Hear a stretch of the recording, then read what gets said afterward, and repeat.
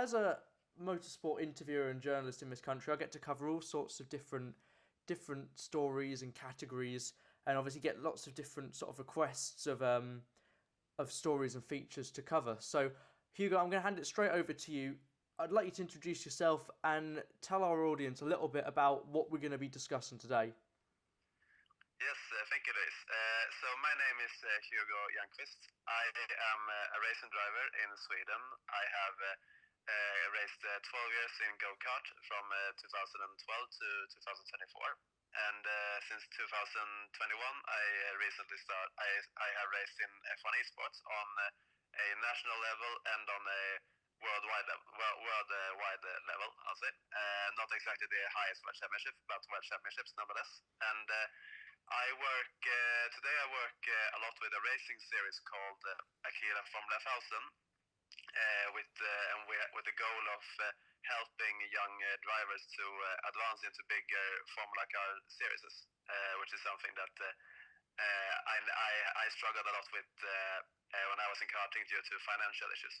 Yeah, it's definitely a challenging thing. So this series is a really good one in the sense that, yes, they're very interesting cars, which we'll speak about in a bit, but also it, as you say, provides younger drivers with opportunities to progress, which is, as you've mentioned, can be very challenging. How important is it to give drivers those sort of opportunities to progress and move on with their careers with a series like this?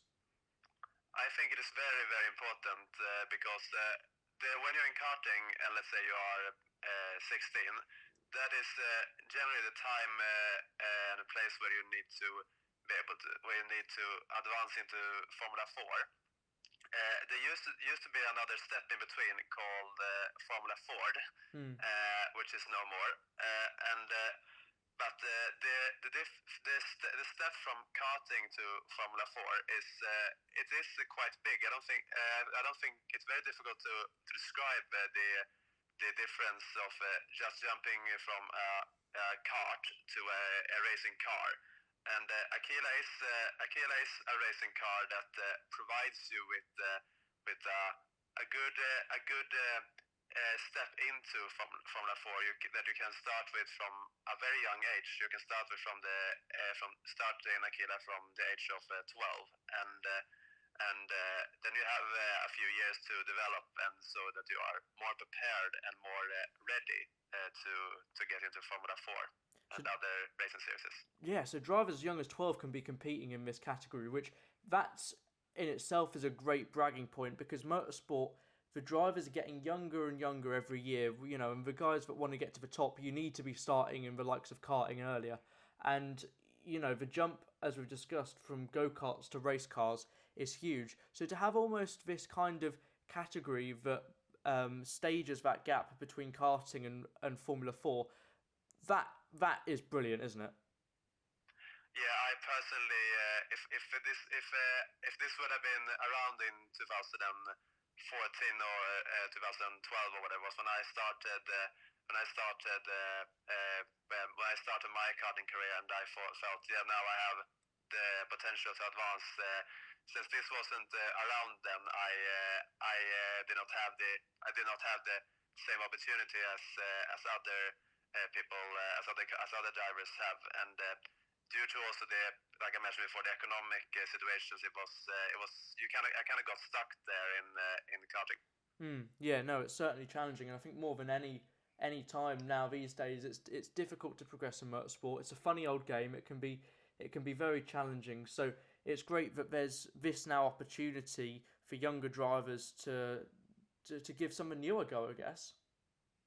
Yeah, absolutely. I think this, like I said, is to start very early is important, and because the earlier you start with with getting into racing cars, you get the experience of how how a car is behaving compared to a kart very early on, which is very valuable. I think we are currently now the series in the world with the highest percentage of drivers that are moving on from Akila and that are becoming successful in other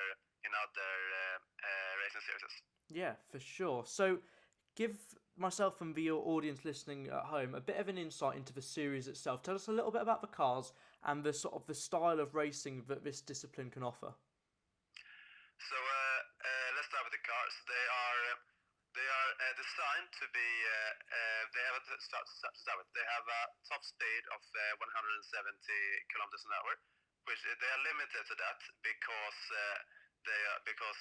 if we had any faster, then the minimum age would have been higher. Mm. But they also designed to be very bad aerodynamically on purpose. They only generate only generate downforce from the floor and the rear wing a bit, and that is because a car that is very good aerodynamically efficient. It creates a small hole in the air and also produce a lot of grip. Aquila from the 1000 car doesn't do it. It creates a big hole.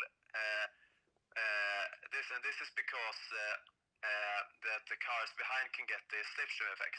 So in order to not get a driver that is pulling away all the time, to promote close racing, we are having this concept so that when someone passes you, you can easily go in behind and draft the car in front, so that the gap isn't increasing.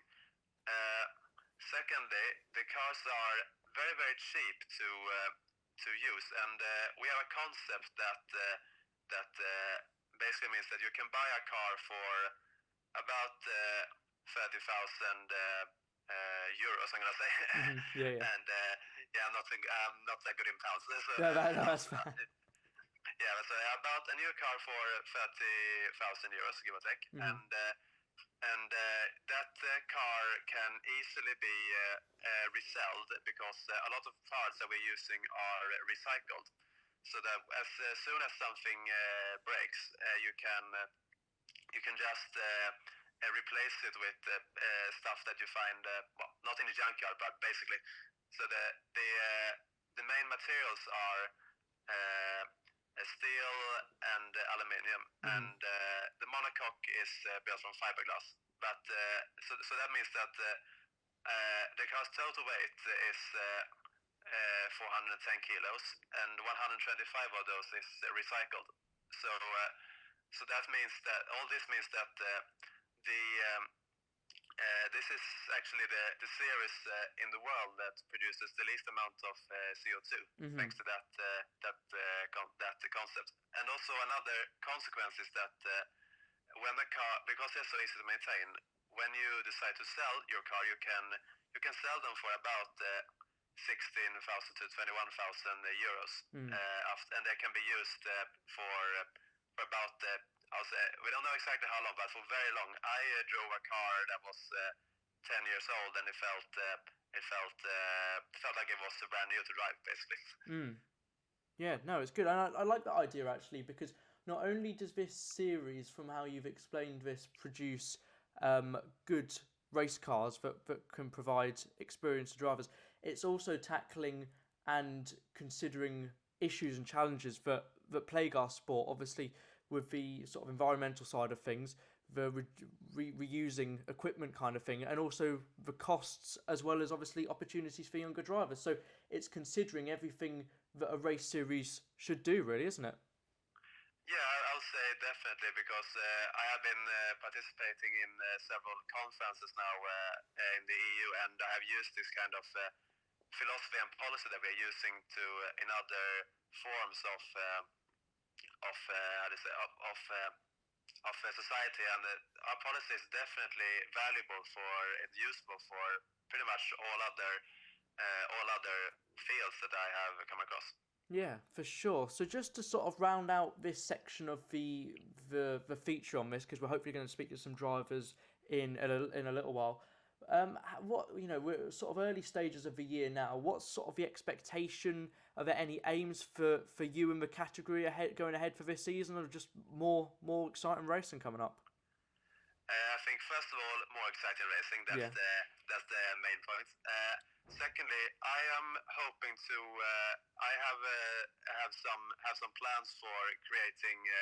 Let's say, I'm gonna say my vision for what I'm doing is basically to create I'm gonna say a pyramid where we can easily pick out good talented drivers from karting when they are around 12 and get them to Aquila where they can learn to perform and then also having a ways to get them into the racing world in the big racing world because I think that another difficult thing is still to advance from to bigger racing series. That is not gonna change. But you can always make it easier and provide them with a way. So I have been talking to several to some bigger names in motorsport on how we can provide that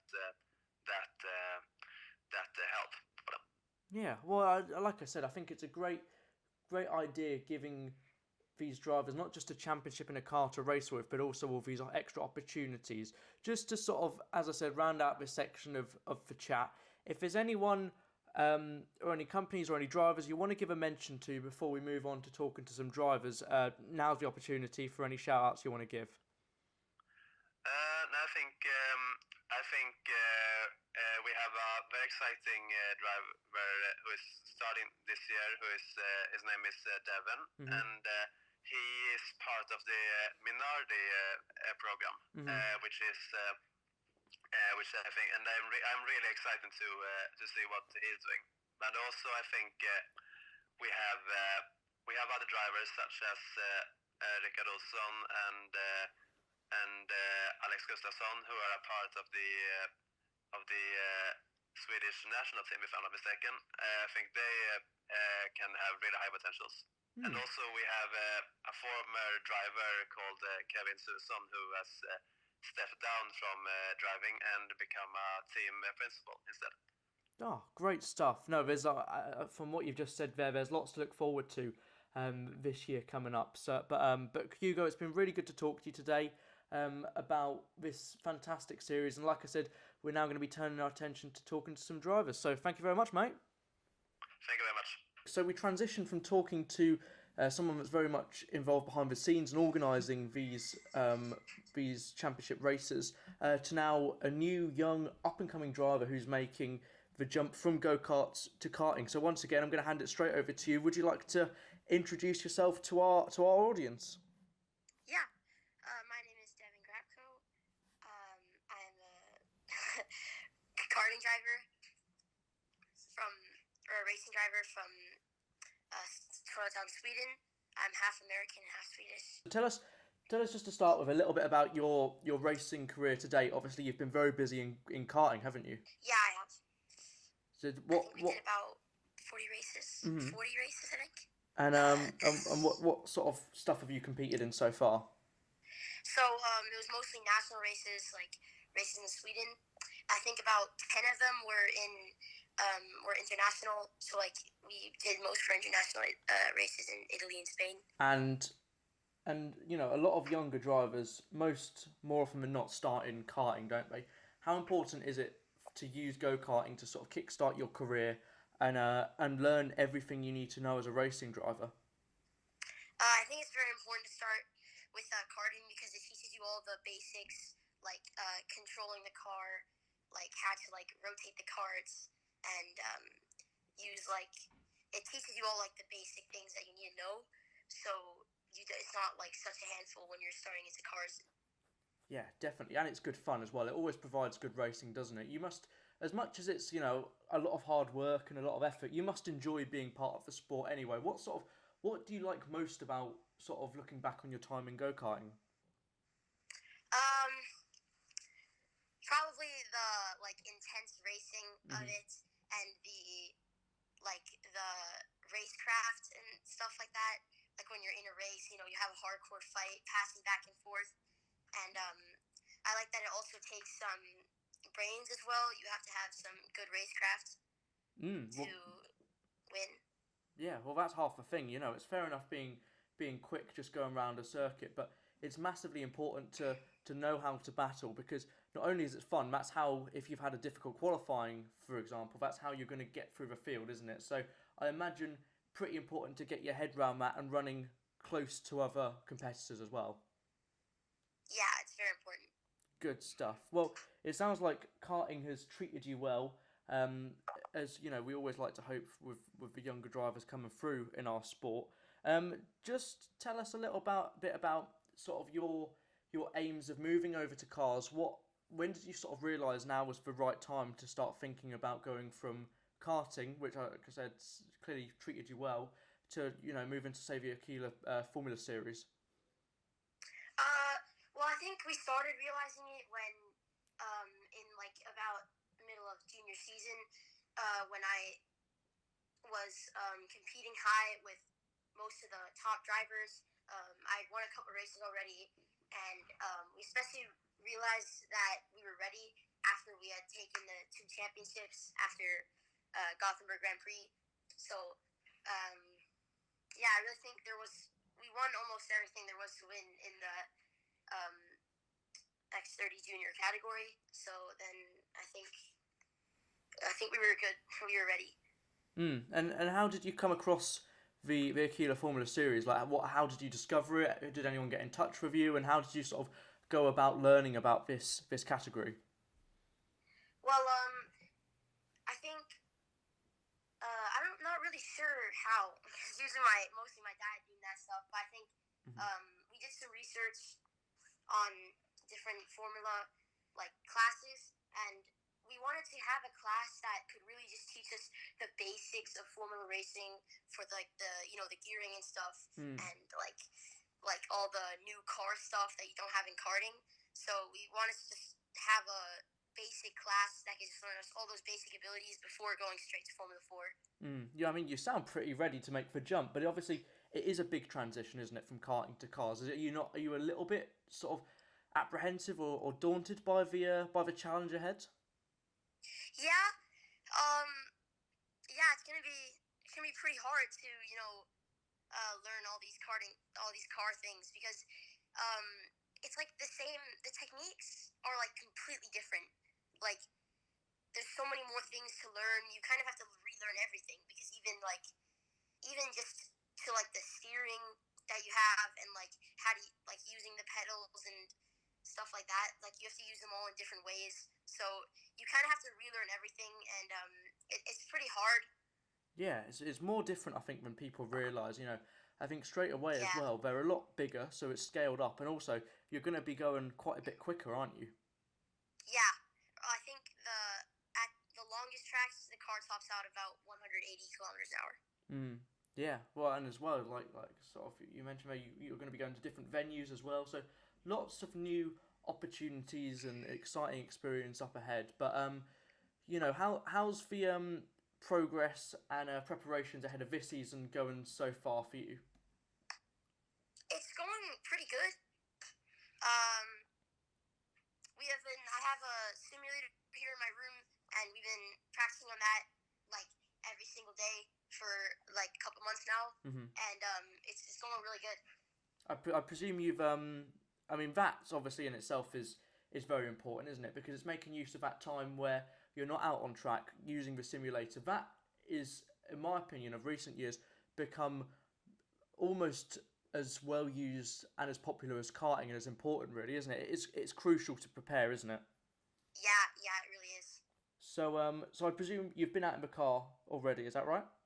Yeah, we've had one practice session. We had 2 days. We had 2 days in the car. And tell us a bit about those days. How did they go? What was it like driving out of a pit lane for the first time in one of those machines? Yeah, it was really nerve-wracking. I was a little bit nervous. But I was going slow in the beginning, just getting used to like the gearing, since I had gone in the simulator like a while before that to prepare for the testing. So I was familiar with all the mechanics of the car, and being in the real car was a really fun experience. I had to like go slow in the beginning and then build up my speed as I went. But I started to get some push laps in. It wasn't the fastest because I wasn't too used to the car yet, but it went really good. I started getting more used to the car, more and more. Good stuff. And how did the car handle? What was it like to drive?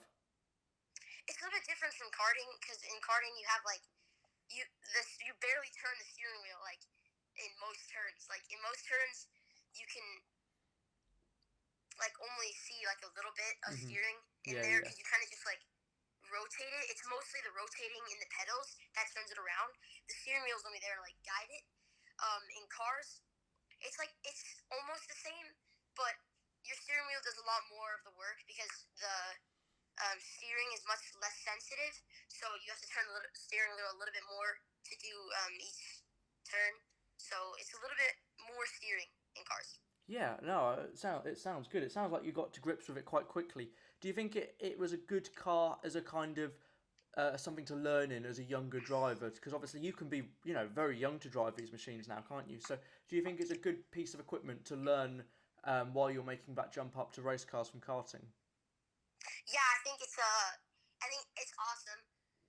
It's actually one of the only Formula classes that have an H pattern shifter, which is the one you have in regular street cars. Yeah. So I think Formula One, the new Formula Ones now, Formula 4. Yeah. Formula 4s have sequential shifters. They have little paddles on the back. And Formula Nordic has like older models where it's like a sequential, but it's a stick on the side, so you just go up and down.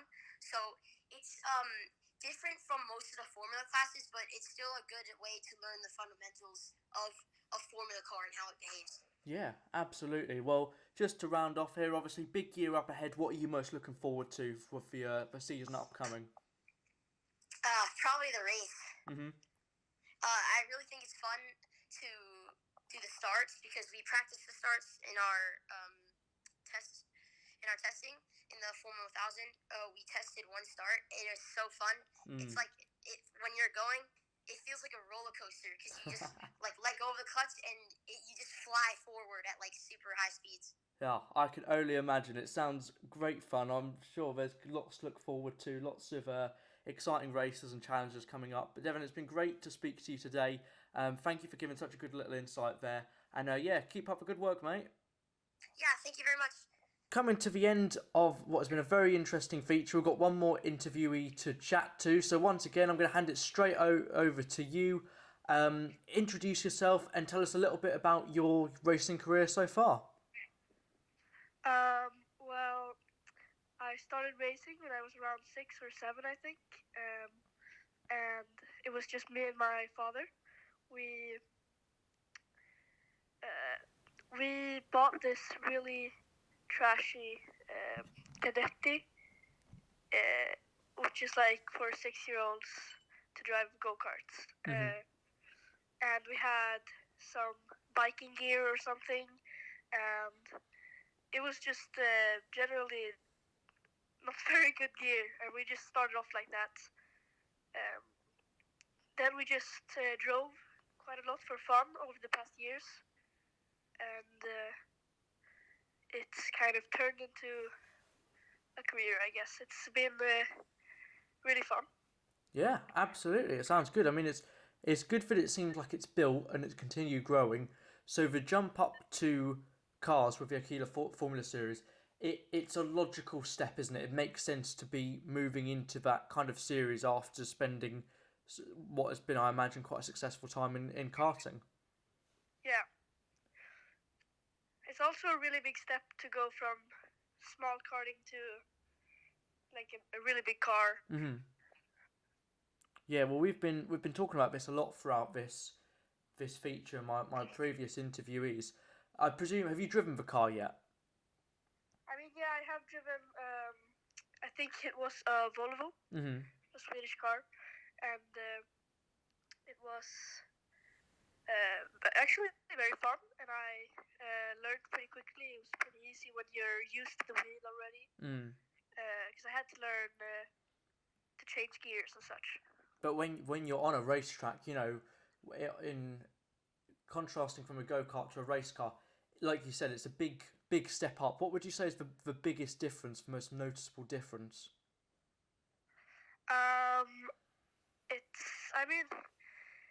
First of all, it's obviously the speed. It's a very, very big jump, and you can really feel how nervous you get compared to the speed you're used to. But also in go-karting, I have never changed gears, and that was also very nervous. Mm-hmm. Um, and I think the acceleration in the car was also very different to me. Was this when was it the speed that was the biggest shock when you first sort of jump up to a race car? Do you think that's is that the biggest shock? Do you think is it something that caught you off guard? Were you expecting to be sort of so shocked about it? I mean, no, I knew it was gonna be a lot faster, um, but it was still like really nerve-wracking. Uh, and yeah, it's like really weird to be in such a fast car. Mm.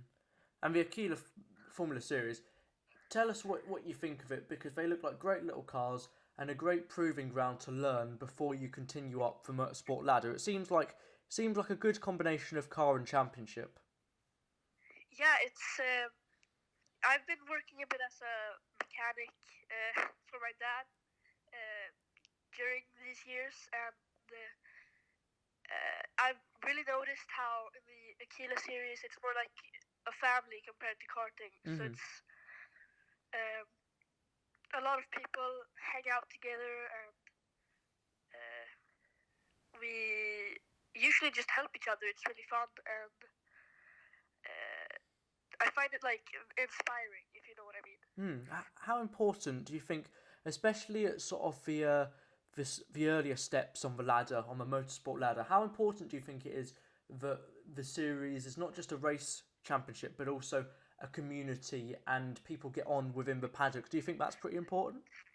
Yeah, I think it's really, really important that you get along with the people you race with, because it makes you a lot more motivated, you know, to to drive. It makes driving a lot more fun. And I imagine it must be quite nice, you know, battling hard on track and fighting for position and for race wins and all of that sort of thing. But then coming off the track and then getting along with everyone, having a laugh and chatting. That's pretty important, isn't it? Yeah, it's really important. It builds a lot of confidence, I think. So tell us a little bit about the car. What is it? What is it like to drive? How does it handle? And obviously you've said it's pretty quick. Yeah. Yeah, it's. I've only driven it once. Mm-hmm. It was a test drive, but it was. I did at the last lap after they weighed us in. Mm-hmm. I switched to the wrong gear Mm-hmm. and stopped right in the first turn. So it was very. I mean, I haven't driven such a fast car Mm-hmm. and had to gear at the same time. Uh-huh. And it was also very nervous to have other people on the track. So it was just like. I mean, the car itself is very, very. It's fun because it's quite easy, and I learned pretty quick about it. Mm-hmm. So I imagine that must be pretty helpful that the car is not too difficult to get to grips with when there's so many other things like learning about other cars being on track and the sort of growing of scale of it. That must be pretty handy that the car is pretty user friendly. Yeah, definitely. It makes it easier to get used to other stuff, like because I think this Aquila is a very great place to warm up to racing, to big car racing, you know. Oh yeah, no, definitely. To any younger drivers that are maybe looking that they want to make this jump up to car racing, and they've maybe come across or they're finding out now through this video about the Aquila Formula Series, what would you say to them? Would you recommend it? Yeah, definitely. It's a very it's a sport where you evolve a lot and you learn a lot of things, especially when you have this community and the quite easy car to drive. I mean, it's a really good starting place when you begin a career in big karting, big driving. Yeah, no, that definitely that makes sense. I mean, looking ahead to this year, obviously the season's fast approaching. Obviously, we're sort of early days still of the year, but looking ahead to the season, what are you looking forward to? What are you excited for? I mean, I'm excited for the adrenaline because I'm I like the feeling, I guess, and it's fun to be around friends who like driving too. And yeah, I'm just excited for. I don't know. I'm not very sure. Yeah, It's no. just nervous right now. No, well, that's fair. Sort of the nerves quite a big part of it ahead of a race, ahead of a season, ahead of going out when you've still got stuff to learn. Oh yeah, definitely. It's a lot of pressure because there's still a lot of things. Despite being a pretty easy car, it's still a lot of things to keep track of. And I mean, people are still kind of depending on you to. Be able to do stuff, and it's also like eyes on you sometimes. Yeah, definitely. Well, it's going to be very interesting to see how everything goes this year. It's been great to talk to you. Thank you for your insights in the in sort of getting to grips with this piece of machinery. And yeah, all the best for the year ahead. Yeah, thank you so much. No worries at all. Keep up the good work, mate. Thank you.